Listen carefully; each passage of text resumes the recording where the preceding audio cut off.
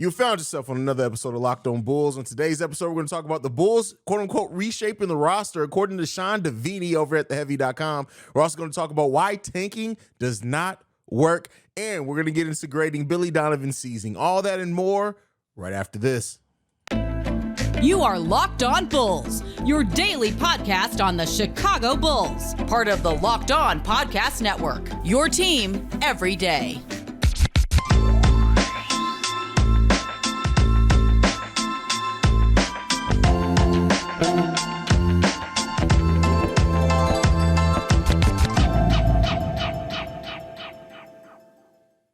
Thank you for tuning in to another episode of Locked On Bulls, member of the Locked On Podcast Network, where it's your team every day. That's Pat, the designer, host, and creator of the Windy City Breeze and host of the Chicago Bears podcast over at ESPN 1000. I'm Haize, host and creator of Chicago Bulls and Chicago Bears Central.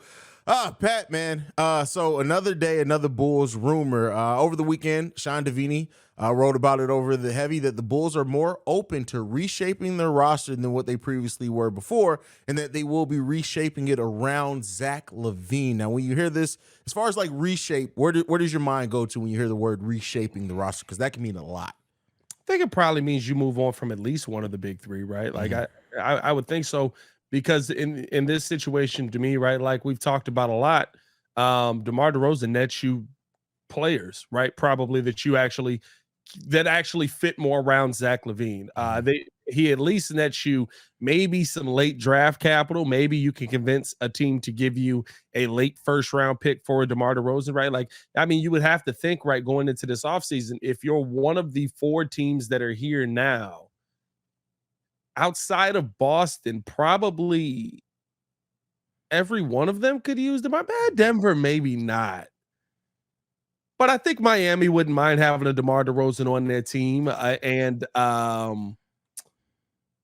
Who am I missing in the way? The Lakers, the Lakers wanted DeMar from the beginning, and he fits more of what they actually want to do, being able to go out there and just be a scorer. So I wouldn't be surprised if you saw the Bulls try to move DeMar in the offseason, and I think that's probably what that means. I don't know what Vooch means at this point, because, right, like at the beginning of last season, we were talking about this deal was going to be done in training camp. We're now getting ready for another season almost, and we've still heard nothing about this deal. We haven't even heard that the sides are talking.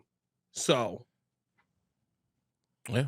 I mean, it when it comes to the Vooch thing, I wonder if they're waiting to make a decision. Like, I fully do think that they're waiting to see where this draft pick falls, because that does change a lot of things. If you get a top 4 pick, God forbid the first overall pick, that's a very different, I think, trajectory than what you go into the rest of the offseason preparing for. And so I think once we have and know, which we will tomorrow, Tuesday, we'll know that where that draft pick is going to sit and whether we have it or not. I think that's where we're going to start seeing a more clear path on where the Bulls are going to go. Vooch, I think it's still up in air depending on those things.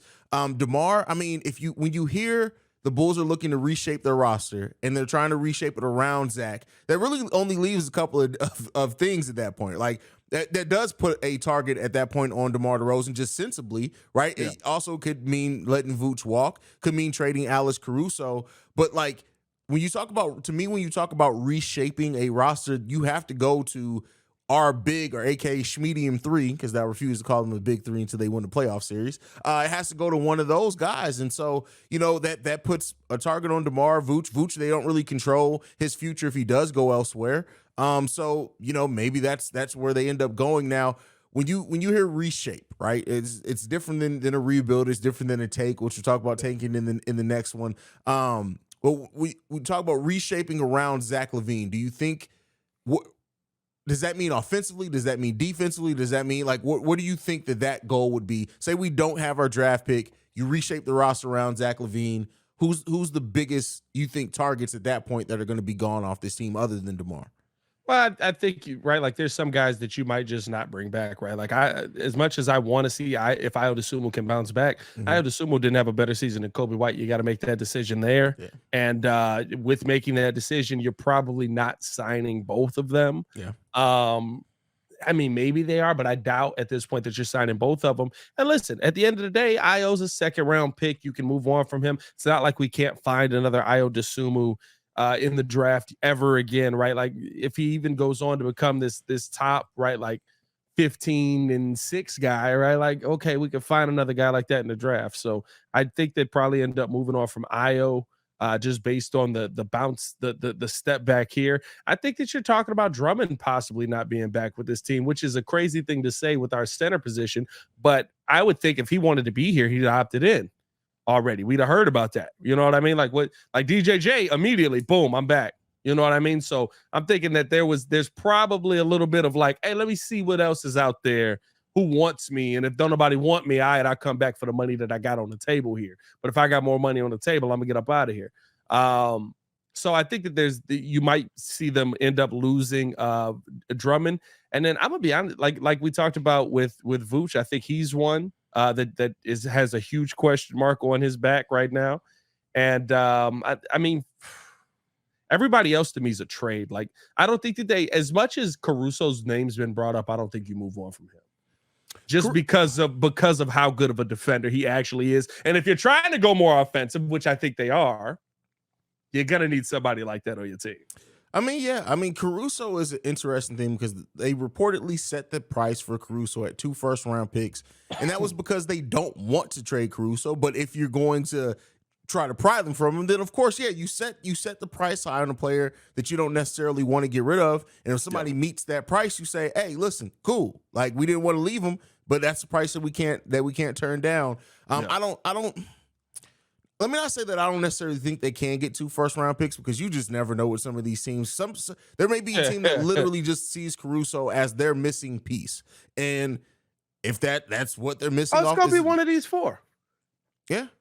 It's going to be one of these 4 that are going to be calling about Caruso. Probably not Miami. Miami got enough defenders, I think. But yeah, they need. Well, I mean, I could be, but it's also got to be somebody stupid. So you watch out for the Knicks.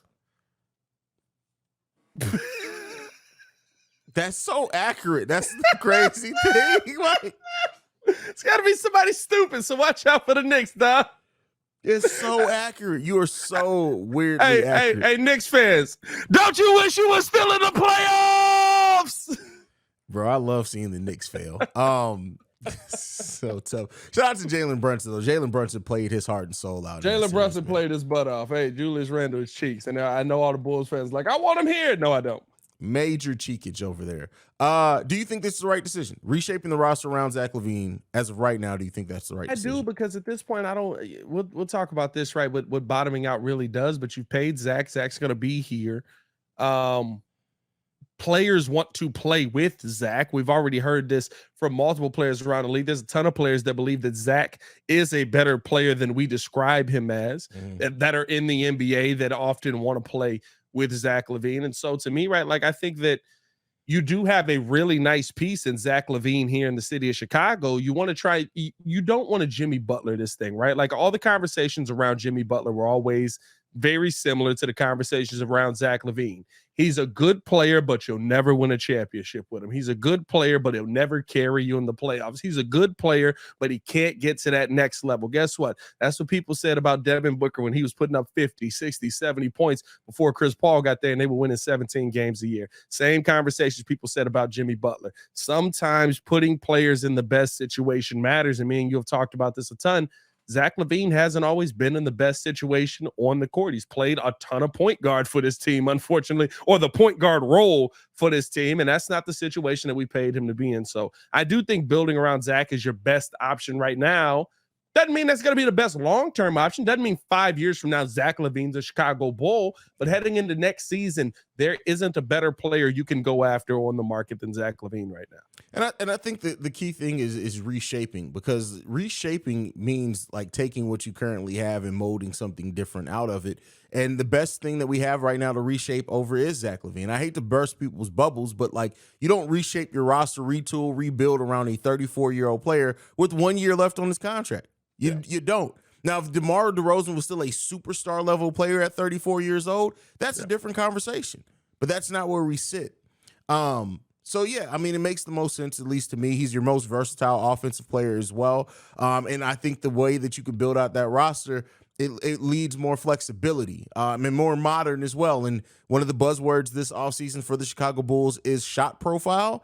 And if you want to, it's a lot easier to rebuild that around Zach LaVine, who is a 3-level scorer, than almost anybody else on the roster. So, oh yeah, 100%. So I'm big on it. I think that this is going to be the Bulls. Here's the thing, and I told y'all this multiple times. This is how AK is going to build this team. He's going to keep building competitive teams until we find a superstar. oh yeah, yeah, and Or until Zach LaVine becomes a superstar. We'll talk about that a little bit here in the next segment, and which I'm sure is going to be triggering for a lot of people. But before we get into that, got to talk to you guys about one of our sponsors, and that's PrizePicks, which is daily fantasy made easy. But how does it work? You pick 2 to 6 players, and if they'll go on to score more or less than the PrizePicks projections, you can win up to 25 times your money on any entry. No competing against other people. It's just you versus the projections available. PrizePicks offers projections on any sport that you watch. This includes NBA, NFL, MLB, NHL, PGA, college football, men's college basketball, women's college basketball, soccer, WNBA, esports, and more. Entries can be made in 60 seconds or less. It's just that easy. Safe and fast withdrawals. Currently operational in over 30 states and Canada.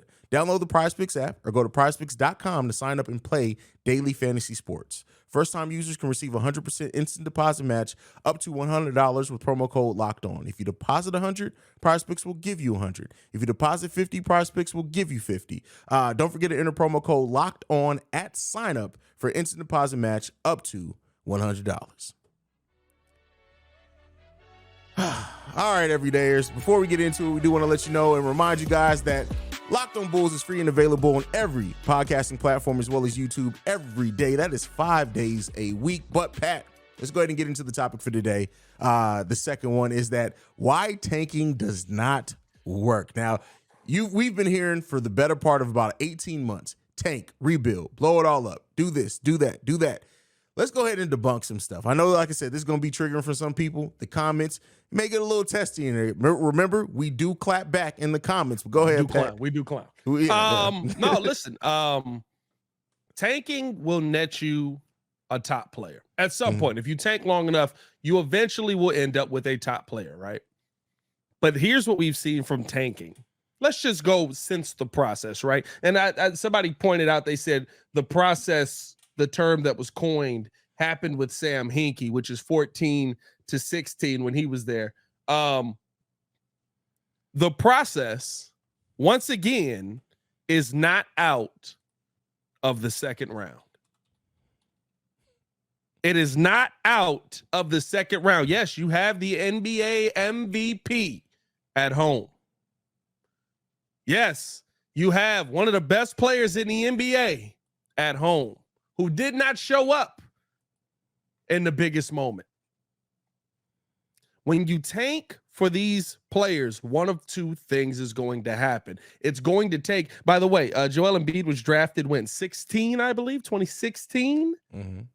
It's 2023. The process still hasn't happened yet. Didn't play his first 2 years, I believe. I'll give him 18. He starts playing from 18 to 23. The process still hasn't gotten out of the second round. Let's just look at tanking in general.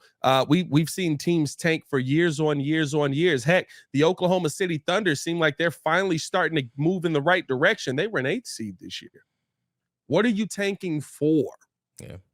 Here's my biggest issue with tanking. You're trying to play Russian roulette on the chance of getting a top player in the NBA, but the problem is usually you don't have the talent that to put around that top player for him to still be around by the time that his contract is up, where he wants to go to another team, for him to be happy on your team long enough in the modern NBA for him to stick around on your team. Or you have a team that you have to keep tanking so that you can keep adding that talent. And you're talking about 10, 11 years down the road, that team finally gets itself going. When realistically, I've watched teams that have been competitive the entire time and then add a couple of superstars here and there, put themselves back on the map. The Miami Heat have done that.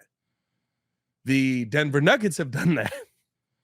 Yeah. You have to be competitive to get good players in the NBA. And if we're just talking about the draft in general, there's a lot of talent that happens a lot later in these drafts. It's not just the number one overall pick. By the way, Bulls fans, we selected 4th. There are 3 players from that draft that I would like to have. By the way, Bulls fans, we selected 7th when we took Wendell Carter Jr. There are 3 players from that draft that I would like to have on the Chicago Bulls right now. Yeah, and I think people forget too, like the process, right? Like Sam Hinkie, 10 years ago is when he took over, and I've seen people say like, well, Hinkie did his job. He got the Philadelphia 76ers a MVP in Joel Embiid. Yeah, but you wasted 2 other first overall picks that turned into nothing in that time. You also played some of the worst, most unwatchable basketball for a franchise ever. Yeah. Do they still hold the record for worst season of all time? I don't know off the top of my head. I think they still hold the record for worst season of all time in the NBA. Yeah. Think about the Bulls, right? The Bulls, when they got Derrick Rose, that will be the year that we say, right, is our biggest pick. 2 seasons before that, we were a 49-win team. Yeah. The next season, we were a 33-win team, still trying to compete. And we came away with Derrick Rose. No matter how you want to skin that cat, take that however you want. It's going to take a lot of luck for you to end up with the number 1 overall pick. But you want to have as many ping pong balls as possible. What are you going to do when he gets there? LeBron is not walking through that door. When is the last time that the number 1 overall pick has just instantly made a difference? Tim Duncan is the only one. And that's what I'm talking about. I'm glad Haize understood what I was talking about when I said that. When I mean instantly made a difference, I'm talking about you see this team go from like the worst team in the NBA to a Western Conference Finals and or Eastern Conference Finals. And let's keep in mind, that only was as successful because they had a Hall of Famer in David Robinson who was hurt that year. Like that wasn't even a tank. Yeah, that was not. I don't consider that a tank. I understand that some people do because they're like, well, once David Robinson went down, they were sitting people for tendinitis. It's like, all right, cool, if that's what you want to label as a tank. But had David Robinson not gotten hurt, which was out of their control, to me, tanking means to me that you have determined before the season start, we're doing everything we can to lose. Yeah. And so I think me and you talked a little bit about this on the phone. The only other tank that to me could be considered remotely successful is LeBron James and the Cleveland Cavaliers. But even then, he had to leave, go win titles, learn how to win championships, and come back after they then spent those years that LeBron left getting Kyrie Irving, getting Andrew Wiggins, who they end up trading to bring in Kevin Love and help contribute to that team. So tanking generally doesn't work. And the only thing that tanking does is just it removes the expectations because you clearly know your team's not trying to win.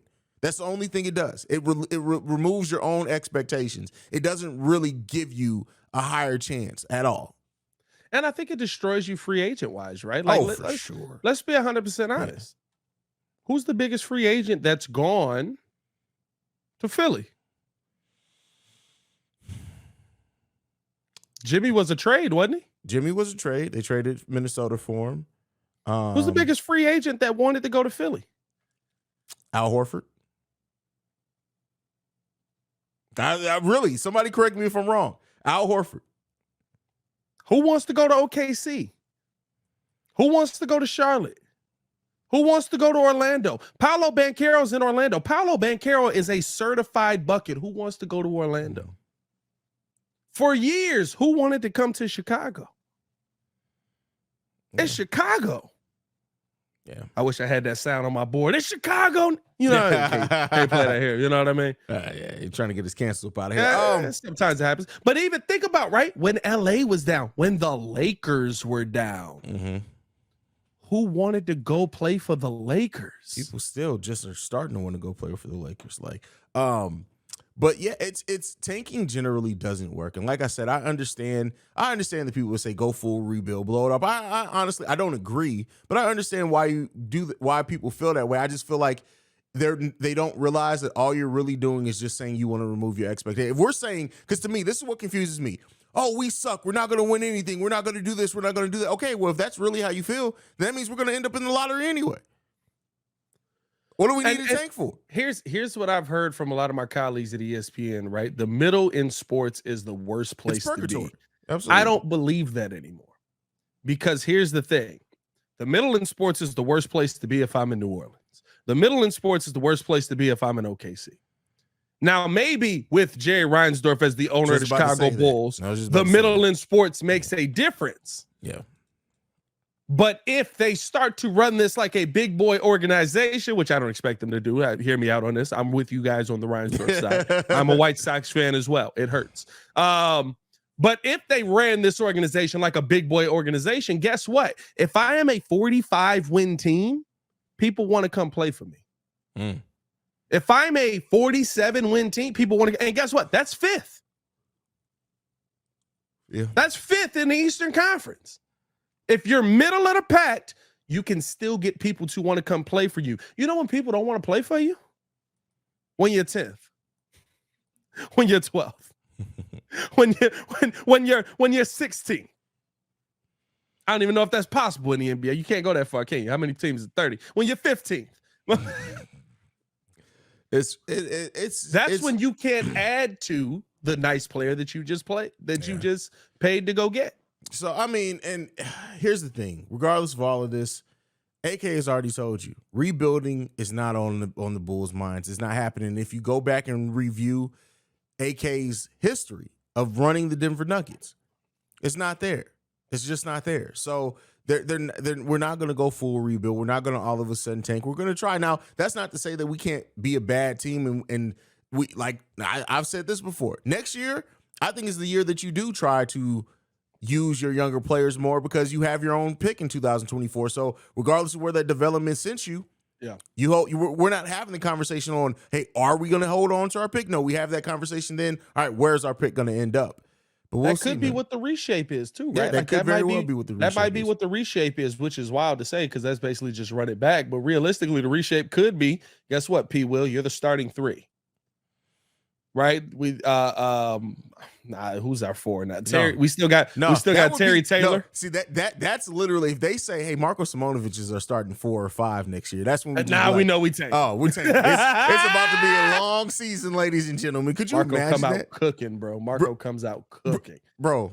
And we got to pay him in his last year. We ain't used him one time, but we got to pay him his last year. I swear to God, if Marko comes out next year and averages like 15 and 8, I'm just gonna be like. Hey, I ain't gonna lie to you. I just can't believe that Marco's good at basketball at an NBA level just because, bro, like, it's impossible to get dunked on that much, bro. Man gets 8 minutes a season. Well, and averages a dunk a minute. Granted, he didn't get dunked on any last season. It was all his rookie season he got dunked on. No, I think he got some dunks on last season, bro. He got dunked on none. I watched every possession. None last season? But you know why? You know why? He got out the way. He got out the picture. No, Marko Simonovic only played 8 defensive rotations for us last season, so I was able to watch all 8 of them in like 2 minutes. He didn't get dunked on any. I thought Marko got yammed though. He must have got out of the way. No, man. You're thinking preseason. He got yammed on in the preseason. In preseason, badly. He got yammed on badly. Was it Lowry? Wasn't it Lowry? I think so. The last last Lowry preseason game. I think so. No, it couldn't have been Lowry. Why would Lowry be? Oh, in preseason, said. Yeah, I feel like it might have been Lowry. I don't know, man. That's crazy. No, man. I feel like, right, like, to me, I would rather be in a position where if we ever start to operate very much like the Chicago Bears are operating now, maybe that'll happen, maybe it won't. But if we ever start to have that, Vegas is about to win this game. If we ever start to have that moment where we actually decide to operate like a big boy organization, guess what? Zach LaVine's a guy that could put up 25 a game. I can sell 25 a game and a team player, right? Sometimes to his detriment, I can sell that to a free agent that wants to come in if I'm willing to go into the luxury tax for that free agent.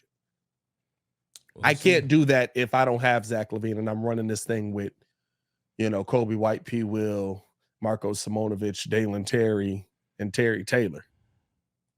We don't even know if Terry Taylor is going to be Justin Lewis. Is he still on the team? I mean, technically he's a free agent now. So he said he's not coming back. No, I mean, who knows? You never know with the Chicago Bulls. But let's go ahead and get into the last topic before we get up out of here today, Pat. Billy Donovan. We got a great Billy Donovan's season, man. Hey, listen, you've been a very vocal Billy Donovan supporter this season, man. It's crazy to say too, because I literally was. Here's my thing though.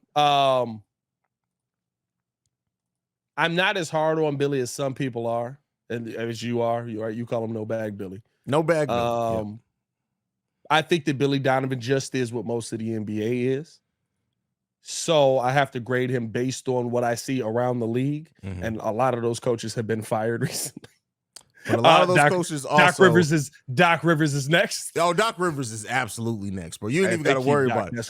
I'm surprised it hasn't been announced by now already, bro. Like, I'm honestly, that's how certain I am, bro. If like, Doc keep his job and Monty Williams got fired, bro, that's crazy. Well, here's the only thing that I could give that maybe they keep Doc is that if they know that they're just moving on from James Harden, they may keep Doc.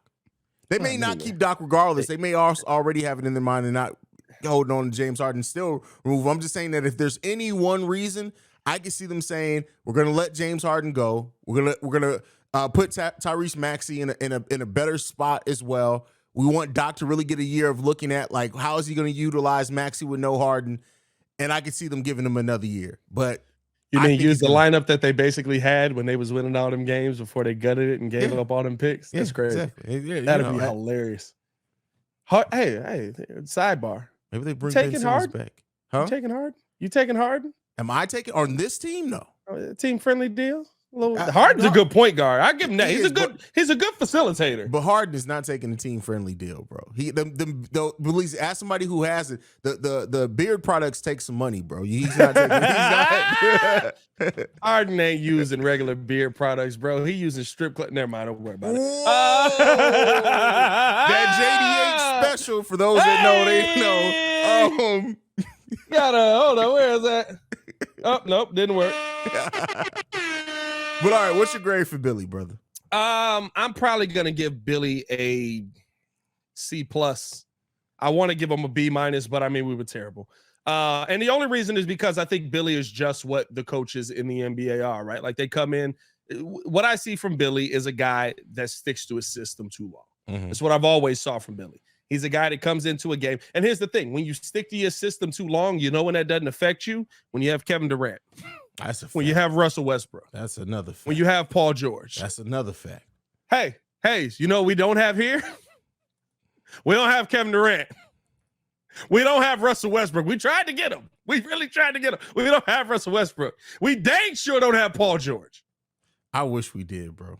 God, I would love to have Paul George on this team. I think he's so underrated. He do be hurt, though. But no, I mean, like, realistically, I think that Billy is Nick Nurse. I think that Billy is, I mean, you kind of can say he is Monty Williams. Because what we saw from the Suns this season is that, right? Like, the players have to come out and play his system well. And when DeAndre Ayton couldn't play, nothing happened. Like, there was no adjustment. Now, there wasn't a lot of players to adjust with.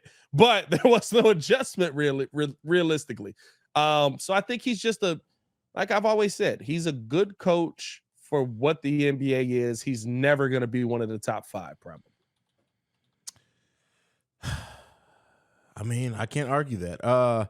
But my grade is going to be a little bit more harsh. I'm giving Billy Donovan a D+. That's what I'm giving Billy Donovan. And that's just because of the lack of utilizing. He still passed, though. Huh? He still passed, though. Is that a pass? You passed on a D+? Yeah. Hey, listen. I graduated. Hey, listen. You can get through anything if Magic made it. Hey, listen, bro. Let me bring home a D. I got tased for coming in the house late. Oh, no. Listen. I got whooped the whole time. Okay, all right. I was just about to say. Just had like a Kunta Kinte high school moment where I was like, I just take it. That's funny. But yeah, D+ for Billy Donovan, man. And mainly because of just his lack of using players in situations that matter to their game. Like in just the times of not going to Vooch when he was cooking in the first half and he touches the ball 3 times in the second. Yep. Things like that. Kept running less than 5% of Zach LaVine's possessions for catch and shoots, and he's one of the best catch and shoots players per percentage in the NBA. It's just those type of things. That would have literally, had we lost, but we were still utilizing our players to what they do well, that would have been an easy C- for me. But the fact that we weren't D+. C-. I think here's the thing too, right? Like I think you also have to take into account how difficult it is to force people into roles they don't play and then still try to run a system. Especially being the kind of coach that we've described Billy as. Not to me, and I can't wait till we do our AK grades. Coming into the season as a team and trusting that Lonzo Ball was just going to come back is the most insane thing I may have seen a team do in my life. Like, we literally came into this season and we was just like, when Lonzo gets back, we're going to be like, how do you that's a fan moment, bro. Yeah. We heard that from the fans out here. When Lonzo get back, we're going to be cooking. When Lonzo gets back, we're going to make a play. When Lonzo was on the calendar. That's how much they believed Lonzo was coming back. That's crazy. Lonzo was on the schedule release calendar. That's how much they believed he was coming back. There's no way I'm coming into the season. And so I think that, right, like Billy Donovan probably has this in his mind of like, okay, we're going to get Lonzo back. Maybe he's moving in the right direction. As he's watching him through the offseason, he's probably like, hey, man, he ain't running. He not running yet. Like that's a really important part of this game. Hey, so and at one point he wasn't even walking upstairs. And I also think you also have to take into account, right, Ayo Dosunmu's massive regression. Because he probably came in with the mindset of, okay, but we still got Ayo. Yeah. Trash. That makes trying to put everybody in their right place difficult. And again, like we've talked about, Pat Bev's not top 20, not top 30 probably NBA right now. But just the fact that he could come in and be the point guard and Zach LaVine and DeMar DeRozan could just say, oh, we just got to play the roles that we was paid to come here and play. Yeah. Oh, I got you. That changes everything. So I take that a little bit more into account than other people. Everybody else is like, why isn't he adjusting? I also said that too. The one thing I will give you is Vooch is inexcusable. Yeah. Vooch will be going off and he'd just be like, hey, man. Hey, thanks you for gonna, that. you gonna get Vooch we need you. Yeah, like it's so tough. But hey, that's it for us for today, Pat, man. Go ahead and send us home, brother. Hey, man, follow us on everything at Locked On Bulls. You can follow me on everything at Pat the Designer. Y'all stay safe out there, Chicago. You guys can follow me at CEO Haize, at CEO Haize. And thank you so much for making Locked On Bulls your first listen every day. Make sure you guys stay tuned in. Hit the like button, hit the subscribe button as well, as we're going to be bringing the content every day for our everydayers. Tomorrow's episode, we'll be breaking down any other news that comes with the Chicago Bulls, and may even have a special guest coming on the show very, very soon. So be on the lookout for that as well. But we out here for Pat the Designer. I'm Haize. This has been Locked On Bulls. We out, y'all. Peace. Peace.